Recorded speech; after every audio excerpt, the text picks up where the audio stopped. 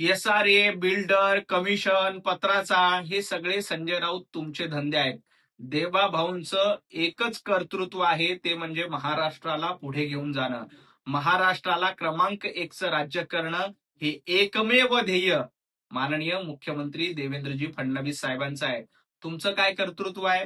पत्राचाळीमध्ये घोटाळे करायचे, SRA मध्ये घोटाळे करायचे, मराठी माणसाला देशोधडीला लावायचं, हे तुमचे धंदे आहेत. आणि ज्या पद्धतीनं बिल्डर, SRA, कमिशन हे सगळ्या गप्पा मारतात, सर्वाधिक कमिशन खरी करण्याचं काम संजय राऊत तुम्ही केले. पत्राचाळीमध्ये घोटाळे करून लोकांना देशोधडीला लावण्याचं काम संजय राऊत यांनी तुम्ही केले. त्यामुळे विनाकारण देवेंद्रजींवर टीका करू नका. देवेंद्रजी फडणवीस यांच्या पाठीशी 14 कोटी जनतेचे आशीर्वाद आहेत आणि देवाभाऊंवर एकही गुन्हा नाही. देवाभाऊ स्वच्छ प्रतिमेचे आणि महाराष्ट्राला पुढे घेऊन जाणारे नेते आहेत. त्यामुळेच जनतेनं त्यांना एकदा दोनदा नाही तर 3 वेळेला महाराष्ट्राचं मुख्यमंत्रीपद दिलंय. तुम्हाला मात्र जनतेतनं साध्या महापालिकेच्या वॉर्डामधनं देखील जनता निवडून देणार नाही. माणसं ओळखण्यामध्ये चूक झाली असं म्हणत जनाब संजय राऊत आता उद्धवजी ठाकरे यांच्या नेतृत्वावर प्रश्नचिन्ह उपस्थित करतायत. उद्धवजी ठाकरे हे माणसं ओळखण्यामध्ये चुकलेत. त्यांना कुणाला काय द्यायचं, निष्ठावंत कार्यकर्त्यांना पद द्यायचे नाही आणि बाहेरून आलेल्याला पद द्यायची, असं सांगून संजय राऊत यांनी उद्धवजींच्या नेतृत्वावर प्रश्नचिन्ह उपस्थित केलंय. उद्धवजींचं नेतृत्व कमकुवत आहे हे सांगण्याचा प्रयत्न संजय राऊत वारंवार करतायत आणि ते हे सिद्ध करून उद्धवजींच्या नेतृत्वामध्ये उभाटा गट आता पुढे जाऊ शकत नाही हे सांगून उभाटा गटाला काँग्रेसमध्ये विलीन करण्याची पूर्ण तयारी संजय राऊतांनी केली आणि काँग्रेसमध्ये उभाटा गट विलीन करण्यासाठी उद्धवजींचं नेतृत्व कसं कमकुवत आहे हे प्रत्येक वेळेला ठासून सांगण्याचं काम संजय राऊतांकडनं सुरू आहे. 17,000 कोणी लुटले, मंदिर कोणी लुटलं हे सांगण्याच्या भानगडीमध्ये संजय राऊतांनी पडू नये.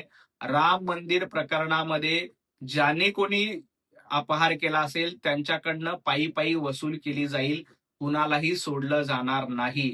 रोज 100 कोटी रुपये वसुलीचे धंदे जनाब संजय राऊत तुमच्या पक्षामध्ये होते. तुम्ही 17,000 कोटीचा दाखला देताय, परंतु तुम्ही 2.5 वर्षामध्ये 90,000 कोटी रुपयाची लूट महाराष्ट्राची केली. या 90,000 कोटी रुपयाचा हिशोब आधी तुम्ही दिला पाहिजे आणि लुटण्याची परंपरा तुमची आहे. तुम्हाला आत्मचिंतन करण्याची गरज आहे. राम मंदिर प्रकरणामध्ये कुणालाही सोडलं जाणार नाही. तुम्ही मात्र या महाराष्ट्राला लुटण्याचं काम केला, आधी त्याचं उत्तर द्या. सचिन अहिर मूळ शिवसेनेमध्ये गेले याचा सर्वाधिक आनंद जनाब संजय राऊत यांना झाला. कारण सचिन अहिर हे आदित्य ठाकरे यांच्या गटातले होते आणि सचिन अहिर शिवसेनेमध्ये गेल्यामुळे आदित्य ठाकरे यांचा गट कमकुवत झाला हे जनाब संजय राऊतांना चांगलं माहिती आहे. त्यामुळं सचिन अहिर यांनी सोडचिठ्ठी दिल्याबद्दल सर्वाधिक आनंद संजय राऊत यांनी व्यक्त केलेला आहे. त्यांना माहित आहे की येत्या काळामध्ये आदित्यजी ठाकरे वरळीमध्ये आता निवडून येऊ शकत नाही.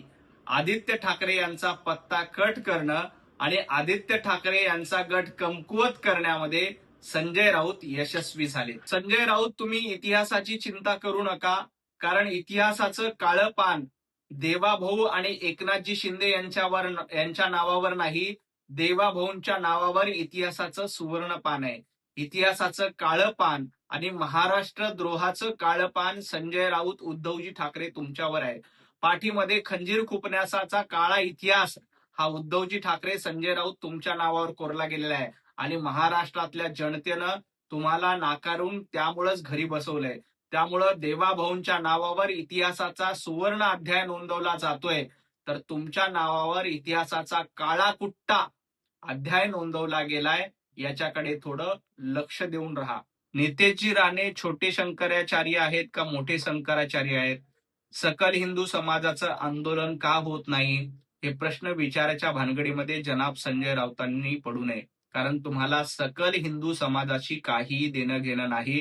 कारण दाढ्या कुरवाळणं, जनाबगिरी करणं हे तुमचं काम झालंय. तुम्हाला आता मुल्ला, मौलवी, औरंगजेबाची कबार, अफजल खानाची कब्र ह्या जास्त प्रिय आहेत. त्यामुळं सकल हिंदू समाजाची चिंता तुम्ही करू नका. छोटे शंकराचार्य, मोठे शंकराचार्य याचीही चिंता करू नका. तुम्ही जनाब संजय राऊत झालात, उद्धवजी मौलाना आणि मौलवी झालेले आहेत. त्याच्याकडे बघा. सकल हिंदू समाजाची चिंता करण्यासाठी भारतीय जनता पार्टी, विश्व हिंदू परिषद, बजरंग दल आणि इथला हिंदू नागरिक अतिशय सजग आहे. तुम्ही मात्र बाबरी पाडल्याबद्दल माफी मागितली. तुम्ही मात्र दाढ्या कुरवळण्याचं काम केलं. तुम्ही औरंगजेबाच्या कबरीवर जाऊन माथा टेकण्याचा प्रयत्न करतायत. तुम्हाला औरंगजेबाची कब्र प्रिय आहे. तुम्हाला छत्रपती शिवाजी महाराज प्रिय नाहीत. त्यामुळं हिंदुत्ववादाच्या गप्पा संजय राऊत यांनी भारतीय जनता पार्टीला शिकवू नयेत.